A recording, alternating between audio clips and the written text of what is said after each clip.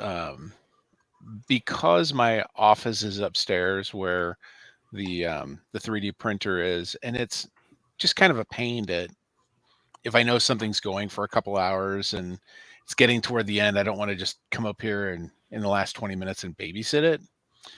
Uh, I put a webcam on it, but it's actually so I don't know if you can tell, you can see it. It's actually moving. It's Oh, I accidentally turned on the motion sensing feature, so it will follow whatever's happening in this room and just like spying on me, um, which really really wigs Julie out because um, once every that's 2 weeks weird. we have cleaners come, and so because she's working at home, she'll come up and just camp out in the office while the cleaners are here. So she's like, "You're just gonna spy on me while I'm working." I'm like, "Sure, sure, that's what I'm gonna do." No, honestly, I have it pointed right there at the 3D printer. Like, if the printer's running, I just point it there just to check on the print so I know when to come upstairs. That's really all it is. Hmm. That, and I put a smart plug on the printer, so if I'm away and I see that something catastrophic is going on with the print, like it's just going bad, which I've have yet to have that happen to me, but apparently it's just kind of like it's just a milestone and a rite of passage that it will happen. I'm just it hasn't happened yet. Um, then I can just shut it off remotely. Have you set So up some custom voice triggers for that? not yet, Oh, not yet, but yeah, that's condition just a matter of zero. time. Yeah, that's just a matter of time. Well, I can set up alerts for when the smart camera senses movement or sound.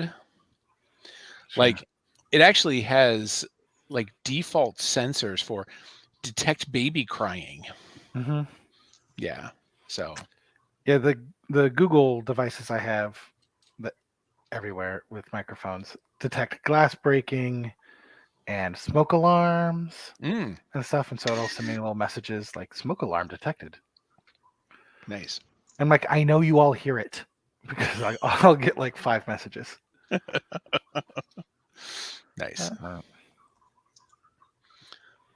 Yeah, so I I've been greatly enjoying this new little hobby that I found myself taking part in. of 3D printing. Yeah. Yeah. Mhm. I think Well, I'd like to get a anything camera else like going that. on? Hmm. I was gonna say, I think I'd like to get a camera like that for my aquarium. That'd be fun to Oh yeah. watch. Yeah. Oh, sure. Yeah. Uh I got this one for $30. But it Nice. doesn't, I mean, the video's not in color, is it? Yeah. Oh, it is? Oh, Yeah. wow. It's in color and it has night vision. So like I don't have to leave the lights on in this room or anything. It Oh, just nice. it gives a pretty decent black and white image in when it's in its night vision. Hmm. Hmm. Oh, okay, that's why. Because I think I sort of assumed it wasn't in color. My sister, she has one of those crib cams, Oh yeah, yeah. Yep. and it just always looks so fucking eerie. Yeah, Um, yeah, it just looks like a horror movie's about to start whenever you go to look at him sleeping. And that's yeah, babies for you. Yeah. Yeah. Look not, lest ye be vexed. Uh I was flipping through TikTok the other night, and every once in a while you get the live feeds on TikTok where somebody's just doing some kind of nonsense. Some of them are kind of fun, like the dude who has the treadmill set up with objects on the treadmill and it's like a Yeah, yeah. race. Yeah, that one's kind of fun. There's one that's somebody just playing a coin pusher game, Hmm. which that one's kind of fun. uh, inevitably there is some woman who is scantily clad doing something like this Hmm. a lot, Struggling to hold objects. Yeah, or cooking, Oh, Right. just like this, Polishing candlesticks. right? Yeah, it looks like one of those like made for TV ads. Yeah, It's like, they open the cabinet. The black and white portion of the infomercial. Mm-hmm. but there was one where it looked like this woman was sleeping, and so she's laying there, and so it's on her face, but in the background there's some creepy, like, nun looking thing, like, just standing there. I swear to Christ, I watched this video for a good 5 minutes because, like, it's moving. It's moving. She's breathing, so you can see movement. This isn't a still image, like, but they have this elaborate thing going on where they're trying to make it look like a horror movie. I was locked in.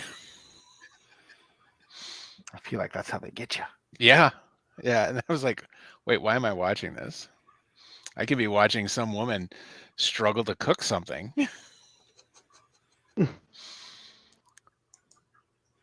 I did live streams of like doing the New York Times crossword puzzle Mm. because I'm like, I don't know what I should do live. I'm like, maybe I'll just do this. Well, I Good boy.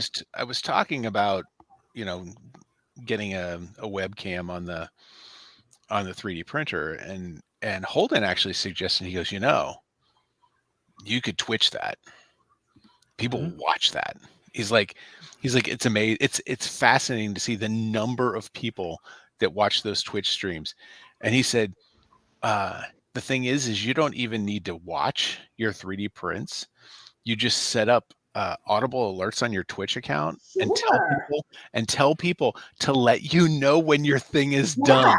And people just will notify you when your Yeah. stuff is done because they're just watching it. It's like, that's actually kind of clever. Yeah.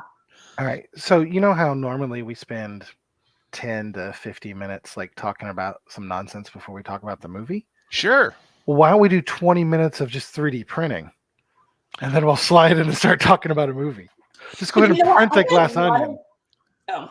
Well, what I could do is I could figure out a way to stream that camera to a fifth window or to a fourth window, when Anna or some other guest isn't on, and I could print something in the design of whatever we're talking about. It's fun. Right. And it's like that puts us on a timer. And so I know, like, I have at least an idea of how long this object is going to take to print. And I set it up so that it will be finished after like about an hour or so of discussion time. So, like, by the time we're done talking, it should be available it could be done.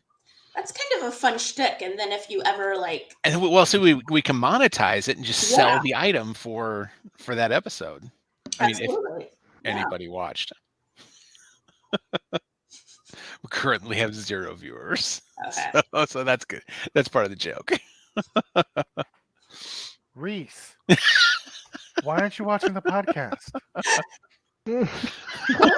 she would, but I guess she broke her promise. All right, let's get this fucking started. All right. Hey, this is Tony. Hey, it's Mitch. This is Anna. And this is David. I like going last. I Yep. forgot that you went last. And we are the Backseat Producers. And tonight we're talking about Glass Onion, a Knives Out mystery. I hate that they put a Knives Out mystery on it. Mm-hmm. I do too. I think it's misleading. I don't want a Knives Out cinematic universe. Because we don't need a fucking cinematic universe for everything. I think it's just 3 for now. Oh, it is just 3. Yeah. But, like, I don't need... Everybody saw that Marvel made a shitload of money with a cinematic universe, and so everyone's like, how do we do that? And they've missed the point. I don't think that's what this is about. This is more like Agatha Christie. It's a Hercule Poirot mystery or a whatever. Well, then or James Bond, or Yeah. yeah. Would it be more satisfying if it was a Benoit Blanc mystery? Yes, it Oh, would. okay. Okay. No, because I don't think the word mystery applies. Oh yeah, sure. That's fair. That is fair. Yeah, no, that's good. Oh, Thank you, thanks, Autumn. Autumn. I'm gonna guess Facebook. Yeah. Yeah. Yep. There's a little Facebook there. Hmm. So I thought the movie was fine. I Fine. disagree with. I thought it was fine. I like the first one better. Hmm. That's my high level. Yeah, because this movie's a heist, not a mystery. Thank you. Yep. Yeah. Yep. I thought this movie was fantastic, and it was better for me the second time I watched it. Me too. Anna I and don't. I were going to watch Everything Everywhere last week. We decided it was too late, and so we were going to watch Glass Onion instead, with a runtime 10 minutes shorter than Everything Everywhere. So Yeah, but this also doesn't have mother-daughter issues, so it does not It does have not. it's mother-daughter easier to deal with. issues. This is a much lighter movie. I can see that I might enjoy it better the second time now, knowing it's a heist movie. Mm. I finished the movie not liking it, and it was only after a day or so, because actually Holden and I almost got into an argument over the movie. I was like, I didn't like this movie. And he's like, what? This movie's great. I was like, this is not a mystery. And he's like, wait, what? And it took me a day or so to think about it. And I said, no, this is a heist. Didn't he play Once- Poirot? How doesn't he know what a mystery is? No, I said it wasn't a mystery. No, I know, but But he was arguing that it was. I know, but didn't he play Poirot? He did. How does he not know what a mystery is? I don't know. I don't know. Once I came to the conclusion that it was a heist, I felt more comfortable with the movie. You don't come. And I to haven't the gone back and conclusion watched it's a it again. heist. In the middle of the movie, they're like, "This is a heist." Did they Because- say that? I don't know. At some point I checked out. There's a long ass flashback in the middle of the movie. That's the heist. There's the first heist reveal. Yes. Yeah. Then there's a second heist reveal, and then finally a third heist reveal. Yep. Mhm. Mitch, you look like you are waiting to say something or pondering something. Oh, yeah. But like, were we done doing our high level things? I am. Oh no, I love the movie. Anna, what'd you think? I liked it. I didn't like it, and then I liked it again. I just watched it again today. Okay. I liked it, and then the next day was thinking through it. Felt like I found a lot of holes and hated myself for liking it. and then like rewatched it. Some of the problems were fixed, not all of them, but it's super entertaining. I'd watch it again like with family. I think it's a good Mhm. movie to watch on the for holiday stuff or for hanging out. Yeah. The only wait, Mitch, did you do yours? Oh, mine was that I thought it was fantastic and got better with a subsequent Oh, viewing. that's right. Mhm.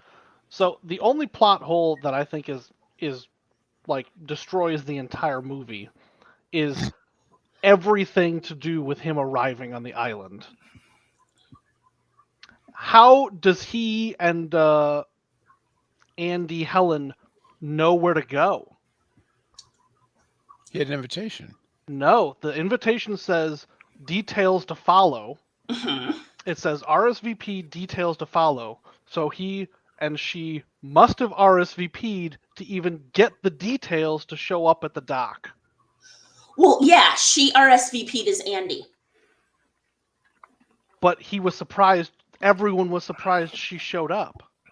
He Yeah, was but surprised he she only showed does up. fax, and I think that would be hard to do via fax. Or maybe not, but like all the details, I bet he had a dude do it, like his butler took care of all of that. Now, I think like the financials, but that's where I let it go and let it be a movie. I also kind of like we talked about when we saw it together. Um, you know, he's got these very specific bracelets, but you know, it could also be If I he's don't got know. a dude. Yeah, yeah. I mean, I think that there was. I think either we have to like let it go or assume he had a dude who took care of everything because he can't manage. You can't manage travel details via fax. Right. And like again, spoiler alert, a central plot point is that he's an idiot. So there's like no way he is managing any of that. Yeah, That's fair. He just had an idea for a thing Yeah. and asked someone else to do that for him. yeah. That is the central theme. That like, yeah, he's an idiot. He does nothing. Right. Everyone Sure. around him is, you know. But after a very public, devastating court case, whatever dude's handling that is not like, hey, Andy RSVP'd, just like a heads up. Well, he sent a box. He sent an invitation. Right. Well, and you know, this dude's ideas are things like what, like cupcake children, or like whatever, like his nonsense fax ideas. Yeah. NFT equals child. That's the one. Is paid for this building. Right. Right. I did But- think it was really humorous how what in the world is this garbage? Whoa. Ooh, assuage. Oh, sweet. It's an ad. Bye. Mm. So I did find it really amusing how well having a character like that timed out with Elon Musk taking over Twitter. Mhm. Like it felt really orchestrated. like that those two things hit so close. He says it wasn't. But I mean, it could be anyone. It was a wonderfully happy accident for this Yeah. movie. Yeah. All right, let's dive into this. So there's so many goddamn people in this movie, Yeah. and Yep. all of them were fantastic. Absolutely. The entire goddamn cast. Mm-hmm. Yeah. There was not a bad cast member. No. Even Joe Gordon-Levitt nailed it Yeah. with those dongs. Dong. And the narration. Oh wait, hold on. No, that was the other movie. No, it was the That other one, movie. Yeah. Yep. Yeah. Yeah, it was good. I love seeing Catherine Hahn. hmm Right. You get Yeah, more, no, she was more stuff. phenomenal. Mm-hmm. Dave Bautista was wonderful. Yeah. Absolutely wonderful. Yep. Serena Janelle Williams. Serena Williams as herself. So yeah, I was trying to figure that out. So Glass Onion was filmed in June and July of 2021. Mhm. And wasn't that magical moment just before Delta when people could actually go out? Mm-hmm. I Yeah. think so. And because I was trying to think of why he was like able to get all of those cameos and get them done. But I think, you know, a lot of work hadn't been scheduled and people could just, you know, do some little things for him. What it looked like the look of some of the cameos were done in such a way that they could have been done COVID safe. Oh yeah, no, that's exactly what I mean. I think they were, and people had time for it. Yeah. Yeah. Because Well, mean- apparently, like they filmed somewhere on location, and like Ethan Hawke was like one country over filming Moon Knight. Moon Knight. Oh, I was Mm, like, oh, I'll fly over for a day. yeah. Okay. Because here's what I feel like happened. Knives Out came out, and then everyone is like, this was awesome. I want to be in something like this. And basically, Rian Johnson got a bunch of emails from people, and they're like, hey, if you need someone to show up and do some dumb thing in this movie, I'll show up and do some dumb thing in this movie. And thus, we get 1 million people. Well, in the nature of the movies, as much as you wouldn't like to see a Knives Out universe, these movies make it easy for there to be because you really don't need recurring characters aside from Daniel Craig. Yep. Mm-hmm. Yep. I mean, Well, and now Hugh Grant.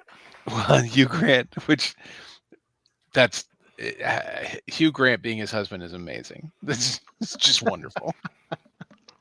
He was even making sourdough.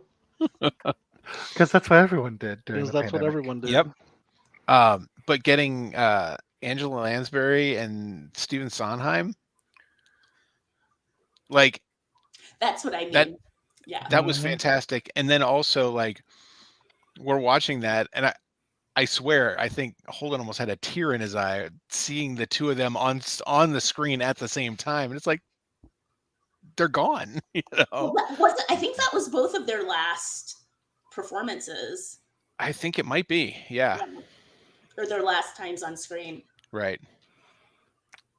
Yep. Well, and they're also so like thematically perfect to be friends with Blanc. Right. Right? Yes.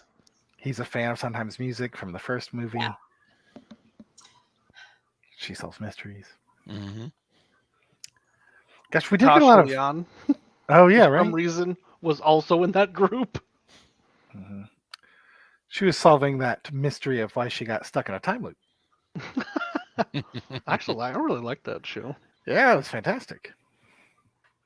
Although they made a second season, and I did not bother to watch it at all. I also did not bother. I feel like the conclusion to the first season was fine for me. Yep. And if I watch more of it, I can only be disappointed from where I ended. Wait, It's 100% what where I movie is am. that? This What show? Russian doll. Mhm. I never watched it. Oh, Midway through the first season, they do a thing, and it's like almost as good as the like when the priest calls Fleabag on the asides. Oh, yeah. It's almost as good as that, but it's not that. It's fantastic. Yeah, no, it's really good.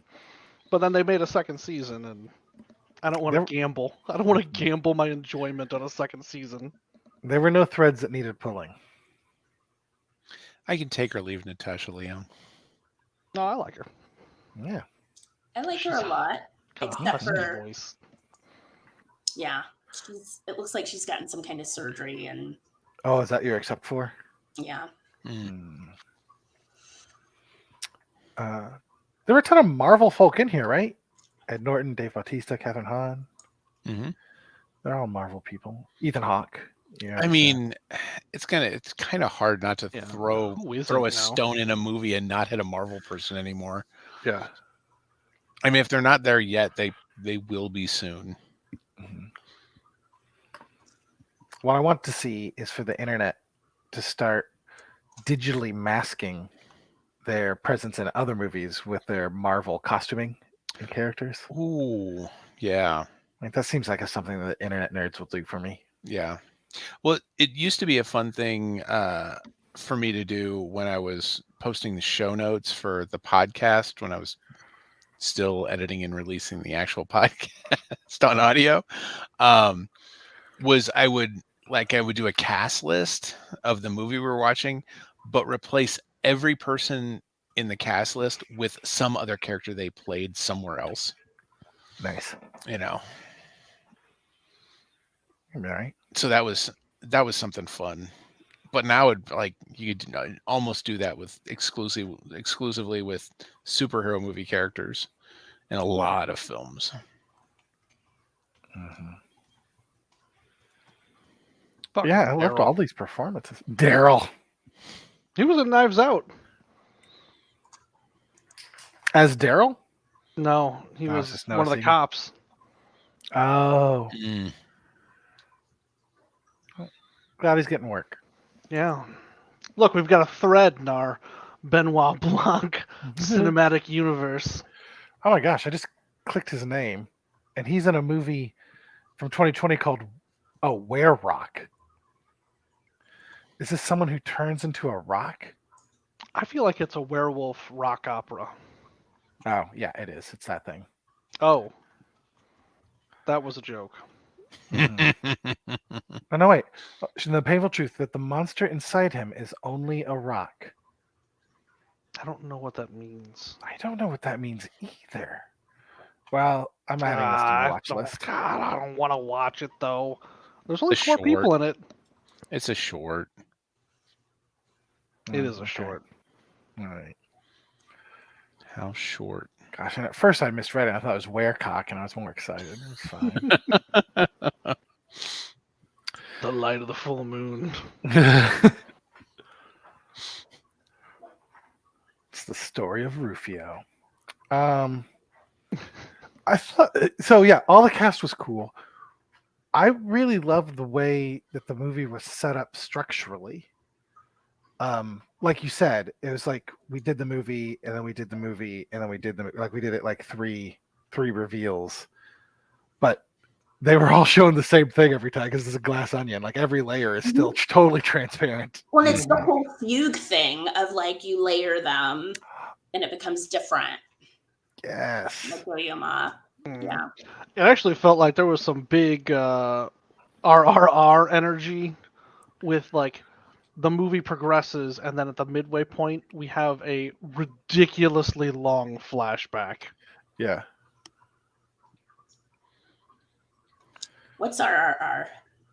What? Oh, that's Anna. right. That movie. Anna, come Sorry, on. sorry. Oh. I was watching the Golden Globes and was so excited when RRR won. I was so excited. Yeah, basically you're racist if you haven't watched it yet, Anna. I'm sorry. I've started getting advertisements for a movie. Oh, I'm blanking on the name. I'll find it. But it's giving me really strong RRR vibes. But it's 2 female leads. God, if one of them is Charlize Theron, I am in so hard. No, it's two South Asian women. Can't remember the name of it. It's coming out in like March or April. All right, I'm in. I'll find it. This compelling information, Tony. It just started getting advertised to me like in the last day or so. Jesus, did you see that Avatar surpassed? It's like the 6th highest grossing film of all time now. That's not a surprise. So dumb. Mm-hmm. It's a spectacle.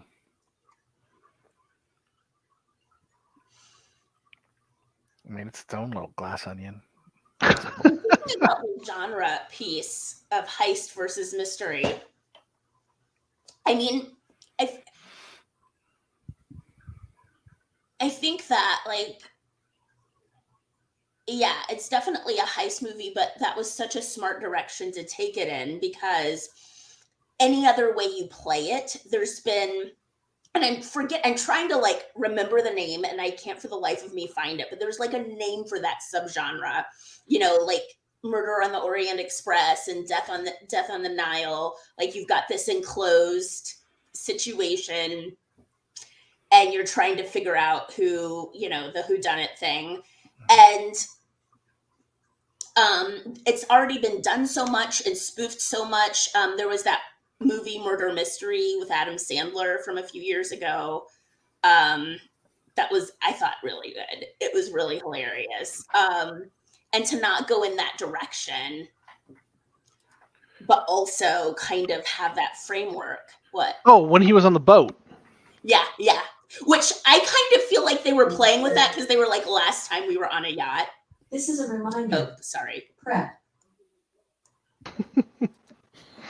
Yeah, it was a bottle episode. Alexa's telling me to set up my coffee and lay out my clothes for tomorrow. Yeah, it was a bottle episode, Mhm. murder-ish mystery. Because, like, you don't even find out there's been a murder until halfway through the goddamn movie. Mhm. And by the time you find out there's been a murder, hasn't there already been a second murder? The Well, flashback starts after she gets shot. yeah. Well, yeah, and that And means after Dave Bautista. Mm-hmm. So you don't even find out it's a murder mystery until after a murder has happened on screen. And then you think a second murder has happened on screen. Yeah. But there was actually that neither of those were actually the murder that we were Yeah. there to solve. Yeah. Yeah. So the heist And one of them's was not them a murder stealing anyway. murder. Turns out there were still only 2 murders at that point. Mm-hmm. Imbreviate murdered the English language. Ugh. But also I loved it. Yes. I was still thinking about it when he's like, I just the imbreviate's not a word, and I was like, motherfucker, I know. I loved that as a touch because, like, that's kind of one of the interesting things about cult leaders is a lot of times they'll make up words or use words incorrectly. And so it kind of signals in group, out group. But then also, sometimes they do it on purpose. But then there will be times, like I know in the case of, who am I thinking of? It was some new age cult guy in Nevada. I'm forgetting his name. But like sometimes he was just stupid. And so some of his little usages were like things that became mistakes that became things, and sometimes he made things up. But yeah, that's such a so I love the whole malapropism piece because it like played it both ways.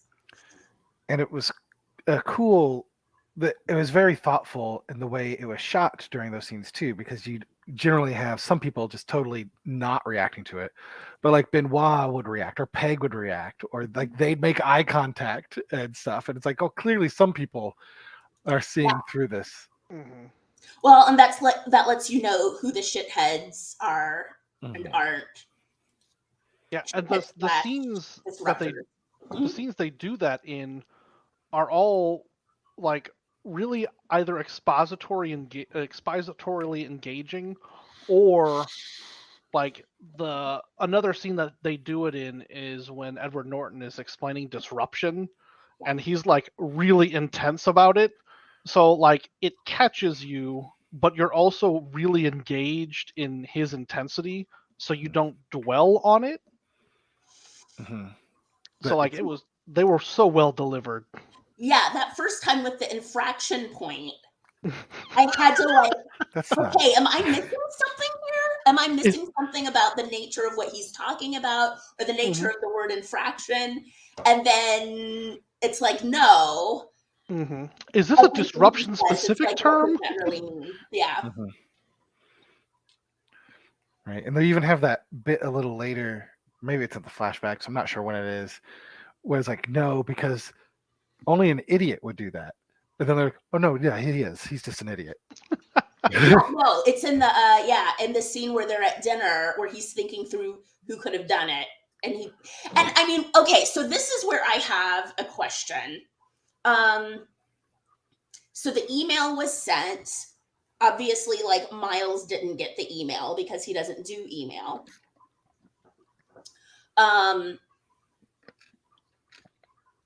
What do you think the motive was for Lionel and only Lionel to have faxed that email? I don't think the rest of them can fax him. Oh, the rest of them don't have fax machines? I mean, I don't. Would do you? No. But I mean, there's FedEx, whatever, and you could call him and tell him. And there's also like a little, because when I rewatched it, because I had forgotten about Lionel being the one faxing it over. And when I rewatched it and I saw like the scene, where it was clear that and I was just like thinking for the first time, oh yeah, Miles never got the initial email. I kept thinking about who was sending it, and then there was like a little moment where, oh yeah, it's the scene in bed with Whiskey where she says to Miles, he's earned this, what with with what he did.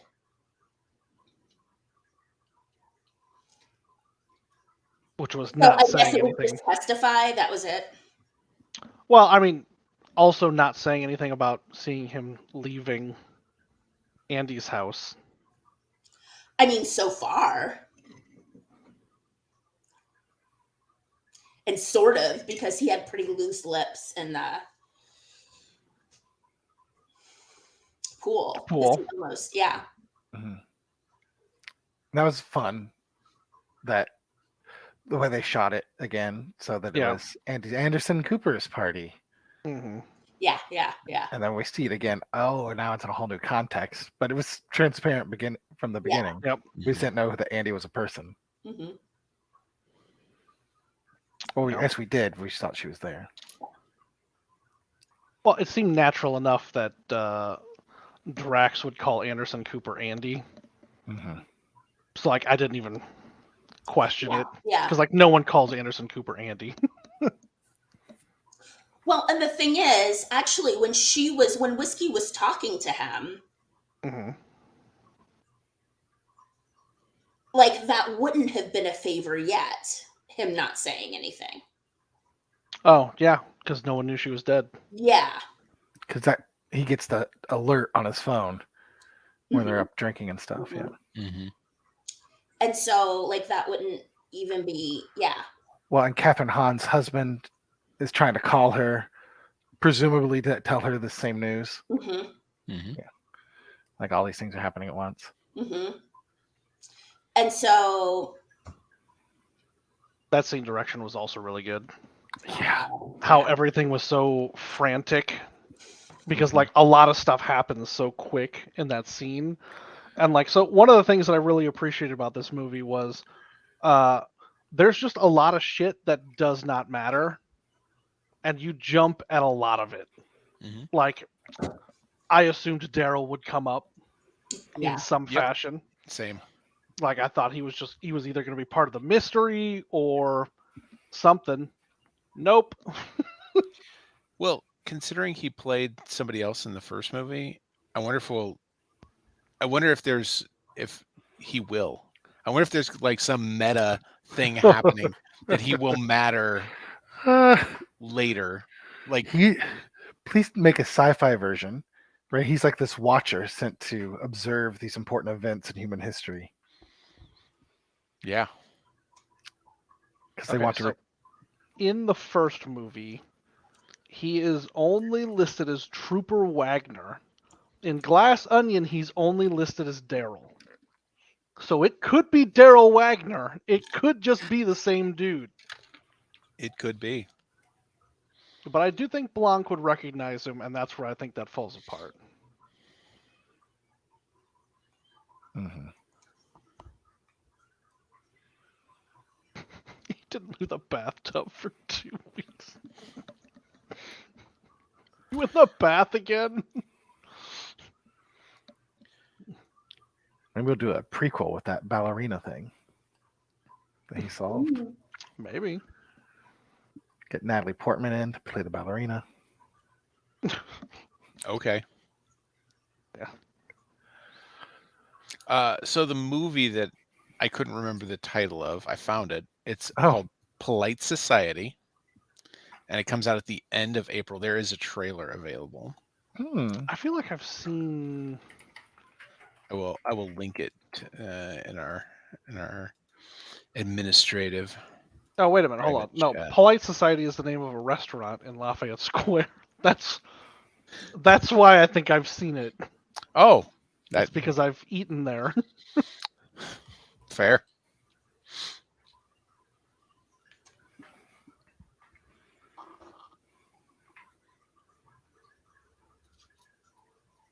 All right, I can't watch this.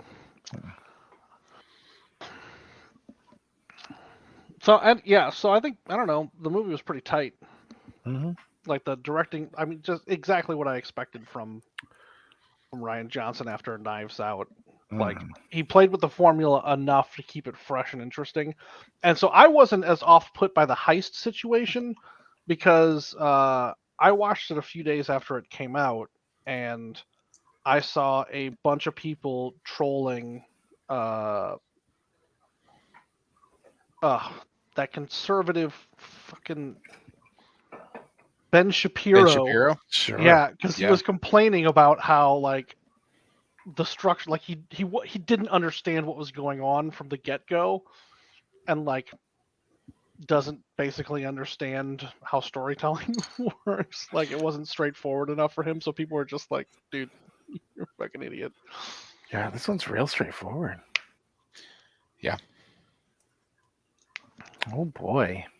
I think part of the problem I had with the change from being more a mystery to more of a heist between the Mhm. two movies was the fact that I literally saw these back to back. Like I saw Knives Out one day, and the following, like we as a family we watched it one evening, and the next evening we watched Knives Out. So, or we watched Glass Onion. So I brought things to it that hindered my enjoyment of it. Like a crippling sense of insecurity. Yep, exactly. I wonder if that is. My expectations are what, and that's why I think when I stepped back from it, I enjoyed it more. I think I would watch it more. I would enjoy it more a second time around. Yeah, I wonder too if that is the same thing that was going on for Benoit Blanc, right? Assuming that this was a very important like mystery, and then realizing no, this guy's just an idiot, right? like you come to this movie because when I was watching it, I was like, man, this was all like really obvious. Like, I thought there was going to be like this. What's going to be this big reveal? You know what I mean? And this recontextual, like, oh, okay, stealing straight through the end. Like, they're telegraphing everything. Like, no, but it's because nothing was secret. Like, it was all just straight up. You could see straight through it the entire time, and they tell you that again and again. Well, he does until it you like finally right at the believe it. beginning. Like he does it right at the beginning where it's like, all right, we're gonna have this weekend long contest. And he's like, oh, it's here is the like he lines it all out. Like here is the solve. Yeah, it's a straight line from the crossbow directly to you. Yeah. Right? And then like so when I was watching it, I was wanting more mystery, and then when it was being so obvious, I'm like, this is just like a badly written mystery.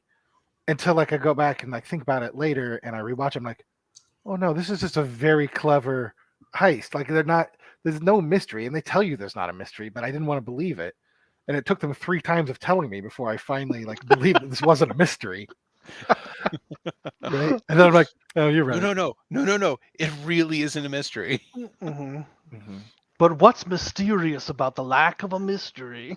But I think it's like also it's not a mystery, but it also does the work that this kind of mystery does. Like the important thing that this sort of mystery does is like reveal the nature of people. Like you get a small group of people in a space within like a very specific set of time, and you reveal all of the tensions. You reveal the truth about everybody. And you strip it bare. Like, and I'm like, I hate that I can't remember the term for this. I don't think it's dinner party mystery or something like that. But like the point isn't like even who done it, because anybody could have.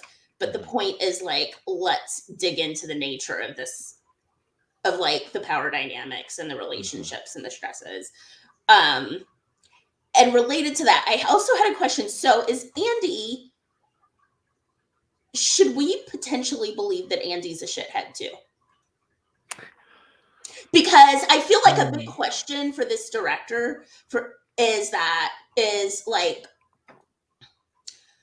wealth and who should have it. And that like it plays a role in both films, um Mhm. and you know, and we see Andy, like they potentially should have both had the wealth. Although like even like what's based on everything is kind of like this one napkin being the thing is sort of weird. And even the nature of what Alpha is really strange. Um and but then like when we look at Andy, until like he wants to blow the whole world up, essentially like be this entirely ridiculous self-destructive person, Andy's with him the whole way. They've been friends forever. Why should we believe she's wildly different? She's driven by the same desire for fame that he is. He wants his name to go down in history alongside that of Mona Lisa, which is just very grandiose.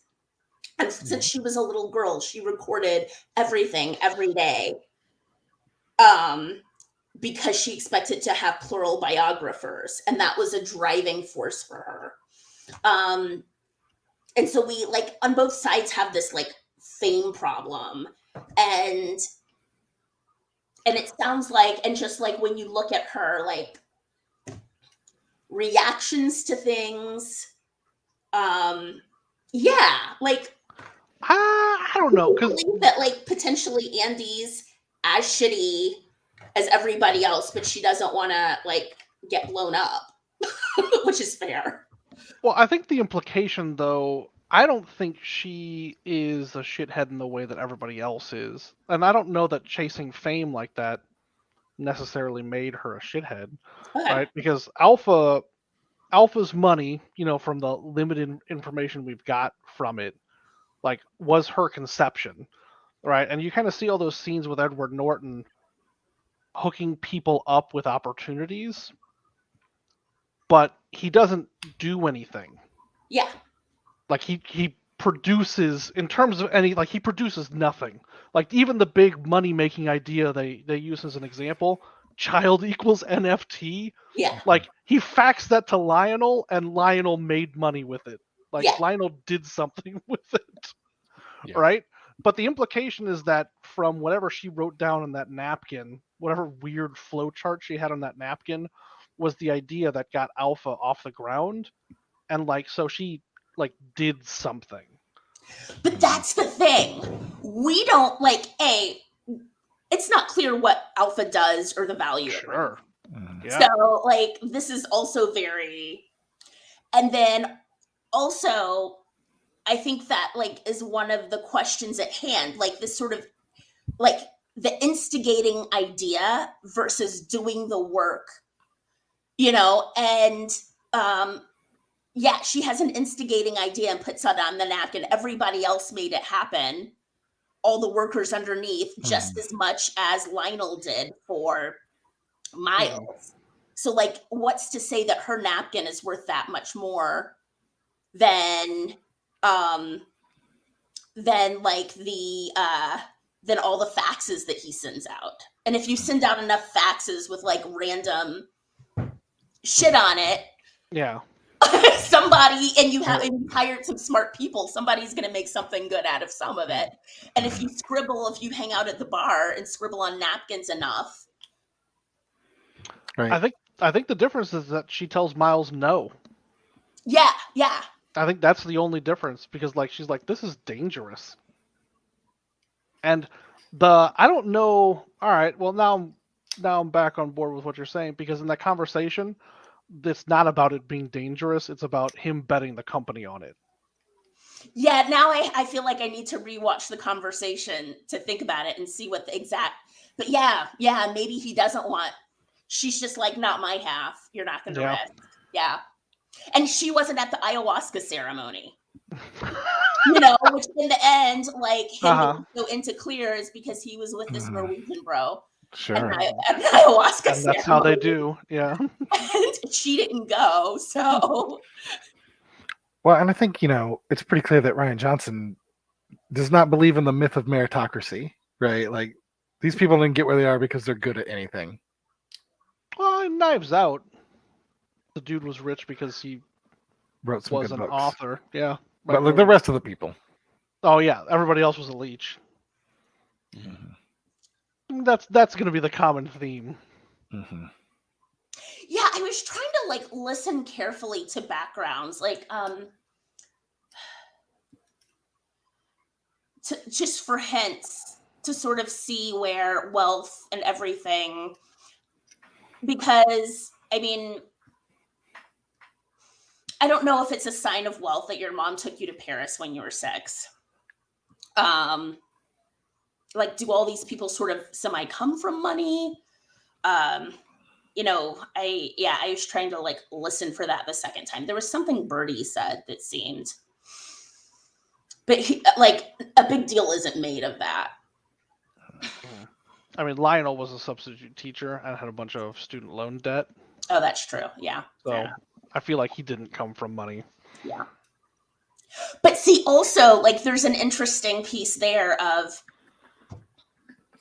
I was trying to think with Lionel,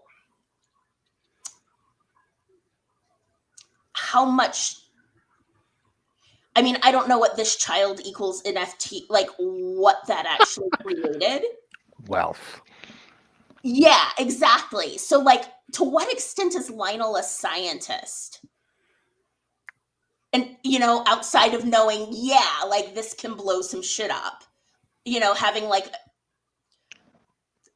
a firm like bachelor, because like you didn't spend the 10 years licking academia's taint. It sort of made me think of Elizabeth Holmes and Mm-hmm.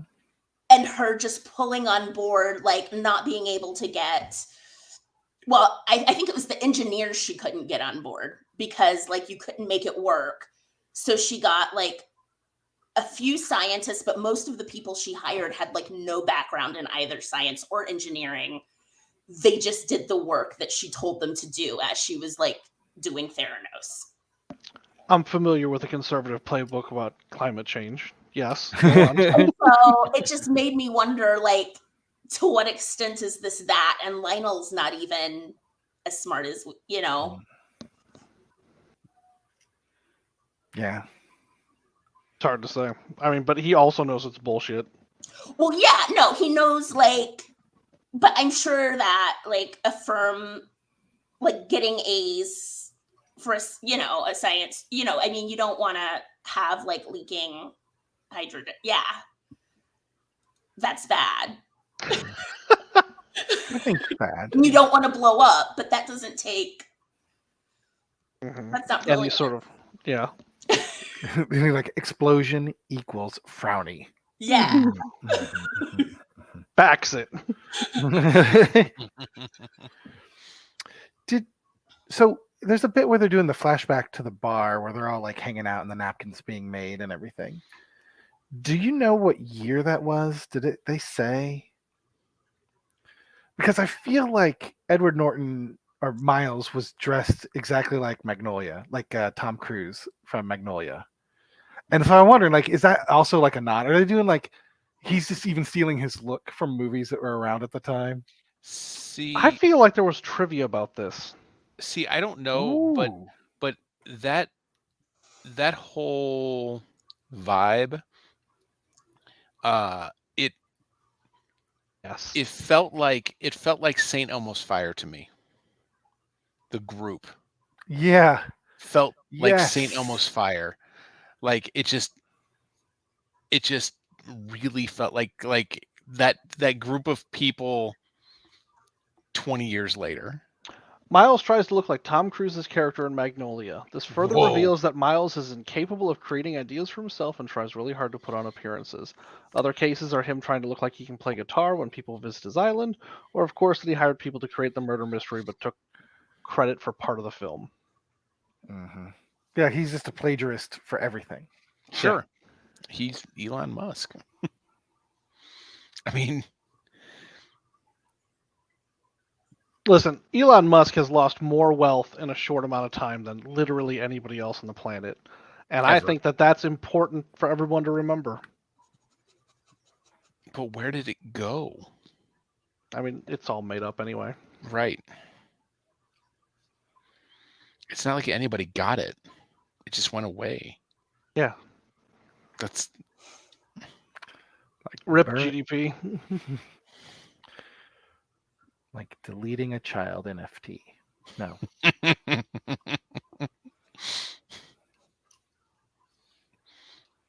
there's terrible jokes in there somewhere. Got NFT abortion. Oh, NFT equals abortion. NFT does equal abortion. I'm actually on board with that. look, it's my NFT. It's my choice. No, I don't like this. Last couple of years have been nothing but generating technology to screw over artists even harder than normal. This NFT bullshit, now this AI art bullshit. Oh, the AI art bullshit. Man, God, I hope they get sued into non-existence. This shit is unpleasant. an artist friend of mine posted about it. He's like, look, art's always been theft. AI is just much faster at it. I'm like, oh, It's really It's more really ambiguous fast at about it.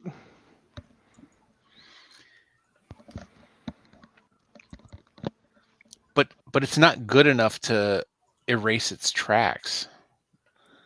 Like the people that post the AI artwork images of themselves from whatever those tools are, that if you look in the corners of them, you can see where the AI has like brushed out the signature lines of the original artists.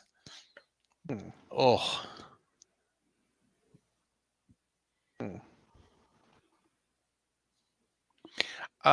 So I was curious, Anna, as you were talking, you mentioned that you couldn't remember the subgenre of the mystery. So I was curious and kind of looked up what subgenres of mysteries are. I'm not sure if this is what you were thinking of, but maybe cozy mysteries. I was looking at that. Like cozy is a little broader because It's a little bit, but it feels similar. Yeah, but cozy is basically that would be like all of that. It's any mystery where you don't have like violence and stuff. Right. And somebody like sort of solves it from like they don't go out into the like sordid situation. Right, but it also is part of that bottle mystery of you have a group of people together in Yeah. a singular location. Yeah. That seems to play into it also. Yeah. No, agreed. Or classical / traditional, Yeah, I'm gonna which is in this listing, it's described as there's a crime committed, usually a murder, in a closed social setting. For yeah. example, a small village, university, or club. The murder is solved by a professional or amateur detective by asking questions and finding clues. The murder is solved and the murderer caught by the end of the story. Yeah. I think so. I think it's something like chamber mystery. It really does mean everybody's in a room. Yeah. parlor. Like really enclosed space. And no one can kind of go in or out. And usually like the detective is there when it happens. So it's not like you're pulling somebody in from the outside, like that it could like potentially be the detective could potentially be Suspect. implicated. My God, are we talking about Clue? Locked Yeah, no, room it's a mystery? Clue type mystery, totally. Yeah. The locked room mystery. Yeah. I think that's it.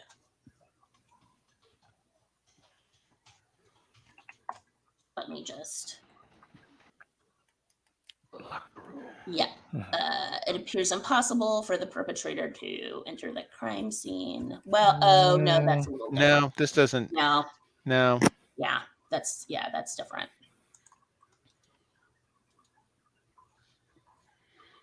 No, that doesn't feel right either.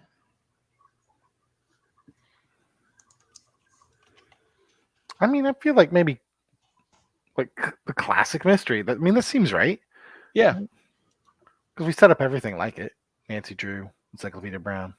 Werewolf Yeah, but the Men. thing is, Nancy Drew's not there when the person's killed. That is true. True. Like this is really like literally the lights go off somebody dies. Mhm. Well, this one wasn't that either because the mystery we are really solving. I mean, it's not Dave Bautista's death, but it's Andy's sister. Was it Andy's sister or Andy? Yeah, Andy, right? Helen's sister. Yeah, Helen's sister. Helen's But sister. but I guess what I'm saying is like the structure is still that because they're Right. playing with like you come into it. The like murder mystery party he wants to do involves him dying, so he's like setting up something in that genre. Yeah, And that's that true. gets all that never gets to happen. But then like we find out all along this is about Andy's sister. And yeah, that happened definitely like off island, but we also know it was definitely one of these people. Right. Yeah, it's never considered that it could have been from the outside. And then like what's his face dies. Duke dies. Mm. By murder, Yes. Murder by death. but also very obvious, like when it happens. Yeah.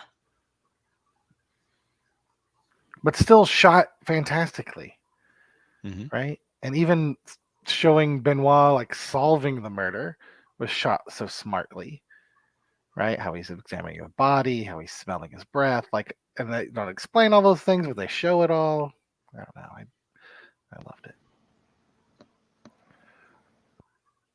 Great cinematography on all the like angles for people's reactions to things that were going on. It's awesome. Yeah, and it really I feel like that moment too reveals the nature of their real relationships to each other. Because like they work together with the boxes. Birdie wants to collaborate. Like you could almost get the sense, they have this background together. You could almost have the sense that even if they're with Miles for the money, they genuinely like and care about each other. Yeah, I read that as they're used to working on group projects where one of them solves it and the rest get credit. Yeah, no, yeah. Oh, especially with Birdie. No, fair enough. I guess that moment when he's dead, they pull back. They don't go for him. They don't really, there's no thought of, oh, maybe it is. I mean, when somebody's allergic to something and they all of a sudden have like an asphyxiation death, the first thing you think of is let me run to their room and get their EpiPen because they have to have an EpiPen, especially if you're the partner of, Right. and there's none of That.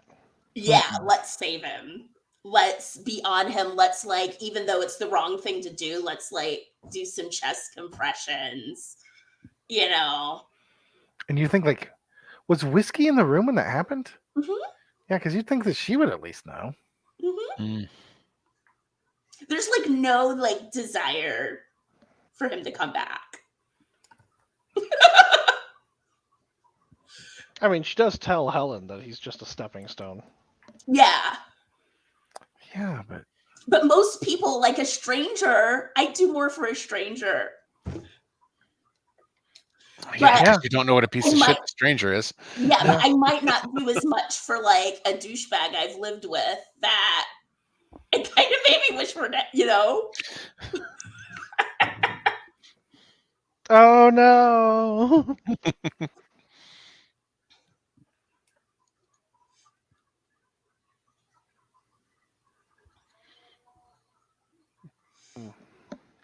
So the ultimate conclusion where she blows everything up.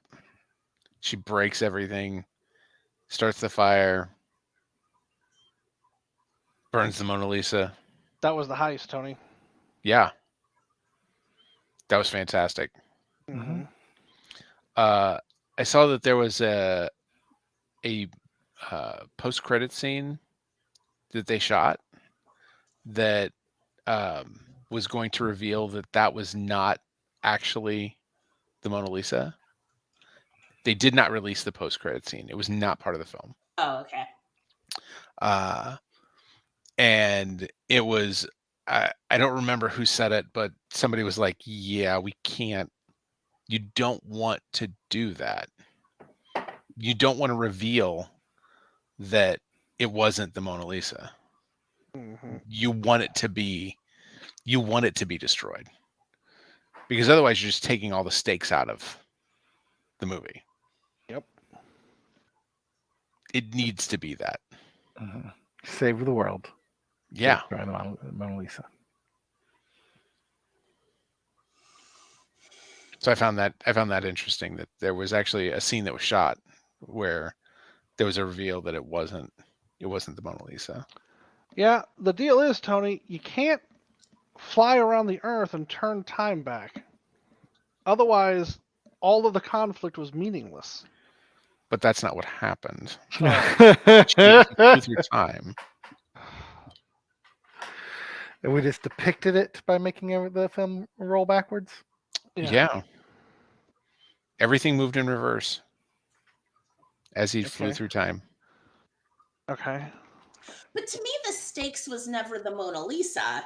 The Mona Lisa and him having it was just a symbol of his vanity, so he could gather some people and announce clear and like impress people. Sure, was like whether or not you were going to have this like in people's homes. But by destroying that, it destroys him. And also forever puts his name at the same level as the Mona Lisa. Yeah, okay, that's true. Yeah, it doesn't fulfill the prophecy. Yeah. Okay, no. Okay, that I will go with. Yeah. It gives him the notoriety that he wanted. He wanted fame, but what he got is notoriety. But also he can't recover from that. Yes. Like financially, he's bankrupt. Yeah. Yeah, because he's already sunk the money. Right. Yeah. Yeah. Yeah, that's true. Yeah, that's what makes it, yeah, fair enough, unrecoverable. Mm-hmm. And there's no way to hide clear or anything after this, right? Because there'd be too much of a lens on them. Yep. Yeah. Yeah, so I thought, as dumb as all the characters were, the movie was real smart. Yeah. It's hard to have a bunch of dumb characters with very clear motivations and have that story play out the way it did in a very smart way. Yeah. Because the motivations did all line up. Mm-hmm.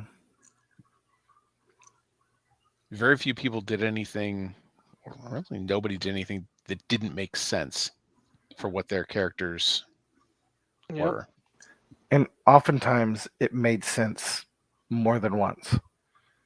Yes. Right? Like it made sense in this weird context which we were approaching it with at first, and the things we were thinking was going on, and then like it made sense again when we came back and had it in a new context. Or there were things that didn't make sense until there was an explanation, and then it was like, oh, well, that makes sense. Like when Whiskey tells Andy, Helen, oh yeah, I just slept with him. I'm like, wait, what? Like when she first admits to it, it's like, why is she telling her that?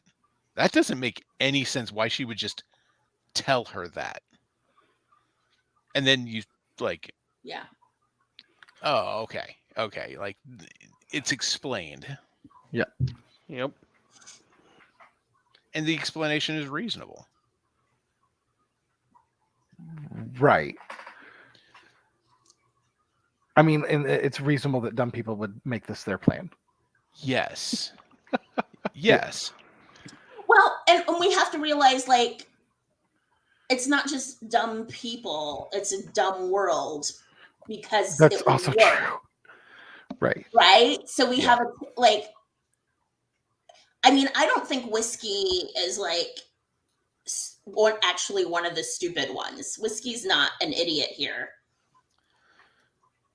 No, in the as far if we're gonna put IQs on them, no, she's not in the bottom half. No, well, I guess what I'm saying is like Whiskey's not the idiot here. She's adapting to a world like as somebody who's much younger too that she's been born into. And she's like this is how she if she wants to cuz she's thinking Trump was her first big president in the way Obama was my first big president.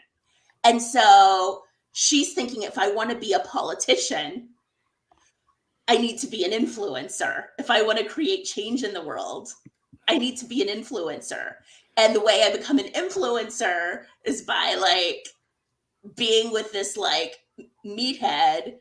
But this is getting a little complicated because he's getting into the manosphere now in a way that's too heavy. So I need to sort that out. That's not stupid. That's just like managing reality. Mm-hmm. Yeah. Yeah, in a way that somebody of another generation wouldn't consider those steps. No, what's her face just had to take money from a friend. She had to do it the old fashioned way. Right. Mm-hmm.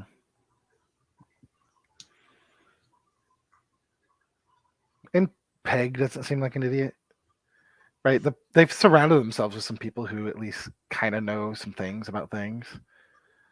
They've got competent people near them to try to do this stuff.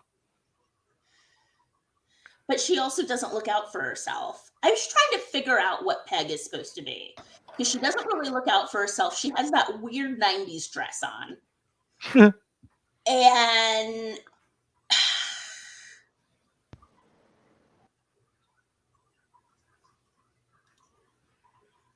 yeah, why didn't she get out 6 months ago? The money? Yeah, but find somebody else to be an assistant to in LA. Oh my gosh, maybe she actually likes Birdie. Oh. I did wonder if they were like together.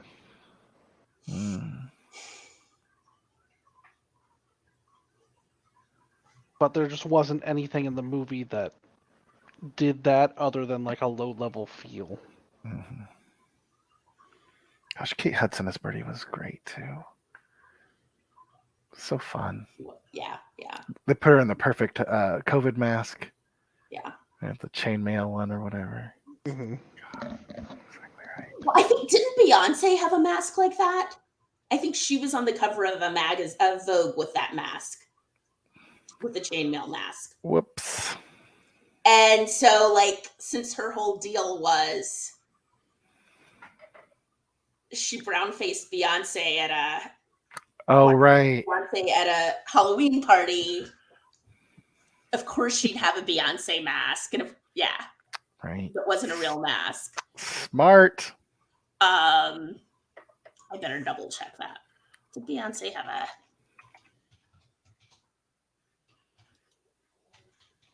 And Catherine Hahn wearing her mask wrong, like many politicians. Okay. What?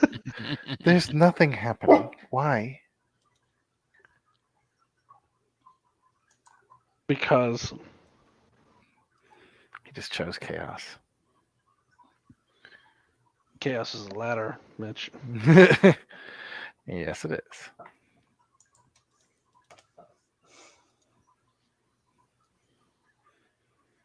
I don't remember other people's masks. Did Dave Bautista wear a mask? Was he like mask free? He don't did not wear a think- mask. Yeah. I can't imagine his character wearing a mask. Yeah. Well, and I mean, I wish they had him say like some anti-vax shit, just like a little something, because like that just makes him taking that cock-shaped thing all the better.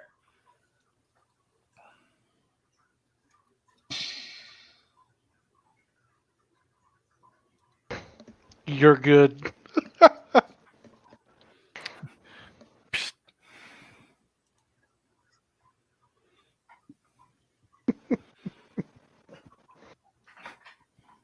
It's a weird question. to ask: is there pineapple in this?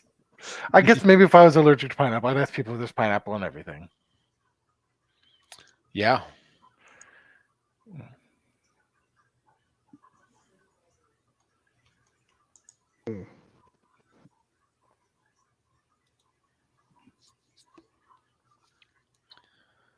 Hmm. What are you looking up there? That Beyonce thing?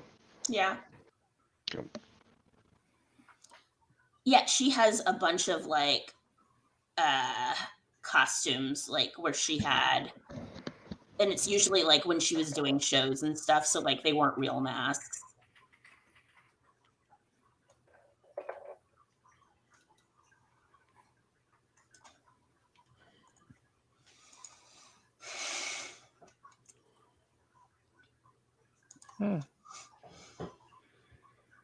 Gosh, I tried to Google it, and instead I found a selection of masks that feature Vogue cover photos.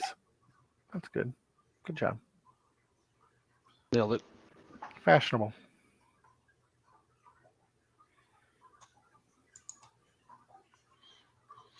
So apparently there's an ongoing question for people who are fans of this movie.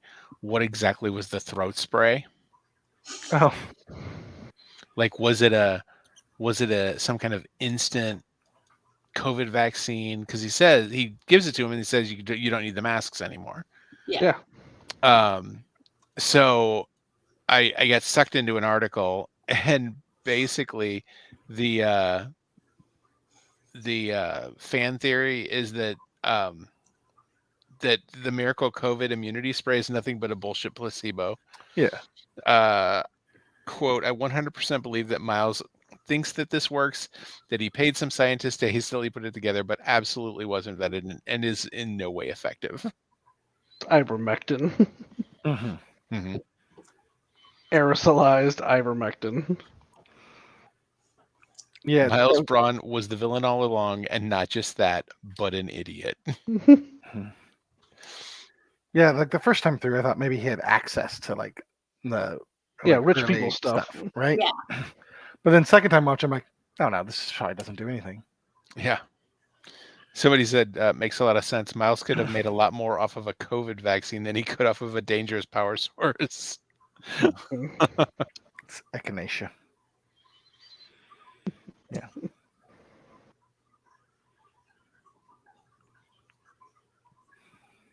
All right, who's got other things? Nothing. I got nothing. What do we do next week? I posited a couple of movies. Banshees of Inisherin. Oh yeah. Oh, that's supposed to be great. I've seen it, Was it which great? was one of the reasons why I posited it. The other one was 5/25/77. Is that the sequel to 5/25/76? Yes, Cool. that's cool. absolutely right. I've posited both these movies because I've also seen them, and I'm spending an incredible amount of time this weekend in a car or in a play. So having something I've already seen makes next week a lot easier. Sure. Mhm. I brought you either of those. Yeah. Let's do Muscle- the Banshees. Yeah. All right. Gosh, I'm also excited about what is the one that people are talking about. Is it a movie, The Menu? Or is that a Yes. series? Yeah. The That's menu. a movie. That. Well, it's got that Who's chess that? player in it. I can't remember Uh, her name now. Anna Mhm. Taylor Joy. Taylor Joy. That's the one. And Ray Fiennes. Mm-hmm. You know what? I'll watch it, but I'm gonna go in thinking that movie looks dumb. I'm just putting that out there. Mhm. I'm willing to go in claiming that that is my expectation for this movie. Okay. Seems like a weird. I had Something. not planned on seeing the movie, so like I actively did not plan on watching it. But for the purposes of the podcast, I'll watch it and talk about it. What a sacrifice, Tony. Well, I mean, Throw yourself on that grenade. the thing is, it's really easy to go into these movies where we all want to see it. I mean, if some of us are like, oh yeah, that wasn't as good as I thought, that's fine. But going into a movie where I'm like, yeah, I was not planning on seeing this, maybe I'll be surprised. I don't know. I've also watched Spirited, the Will Ferrell and Deadpool movie. Mm-hmm. Unbearable Weight. I lost his name. Ryan Reynolds. The Unbearable Weight of Massive Talent. I have seen that one as well. Whew. And That is a whole entire movie. I could talk about any Nick Cage movie for a long time because they're very weird. Mm-hmm. He makes some strange choices. And I also watched Violent Night. I have not seen that one either. I haven't watched any of these movies. Violent I'm Night's Santa surprised Doesn't Die Hard. I'm surprised you haven't seen The Unbearable Weight of Massive Talent, honestly. I've been busy.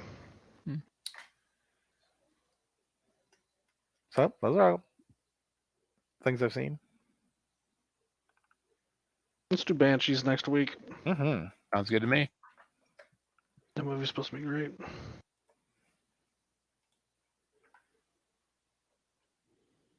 All right. All right. We did it. All right. Yeah, we did it. Podcast solved. It's Go done. team. Go team. All right. Catch you guys later. Yep. See ya. Bye.